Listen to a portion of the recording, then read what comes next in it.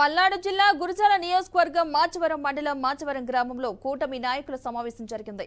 ఈ సమావేశంలో Gurazala MLA Yarapathineni, MLC Janga Krishnamurthy పాల్గొన్నారు. ఈ సందర్భంగా ఎన్నికల ప్రాణాలు సైతం లెక్క చేయకుండా ఎన్నికల్లో పనిచేసిన కార్యకర్తలకు ధన్యవాదాలు తెలిపారు. కూటమి ఎన్నికల్లో తిరుగులేని విజయం సాధించిందని, అందుకు ఏపీ ప్రజలకు రుణపడి ఉంటామన్నారు. మొన్న ఎన్నికలు మనం చూసాం.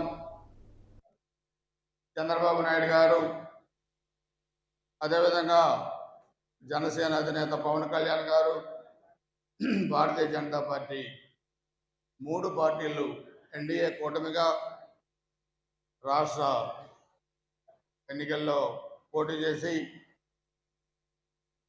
రాష్ట్ర చరిత్రలోనే లేనటువంటి విజయాన్ని నమోదు చేశారు.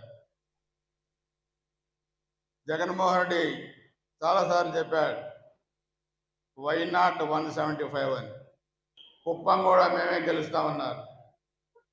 కానీ అహంకారంతో మాకు 151 వచ్చినాయి, మాకు 151 సీట్లు వచ్చినాయని చెప్పి మన అధినేత చంద్రబాబు నాయుడు గారి దగ్గర నుంచి కూడా పవన్ కళ్యాణ్ గారు అయితే వైజాగ్ పోతే ఆయన మీటింగ్ పెట్టుకుని ఎన్నిక పంపించారు. బీజేపీ నాయకులను కేసు పెట్టారు.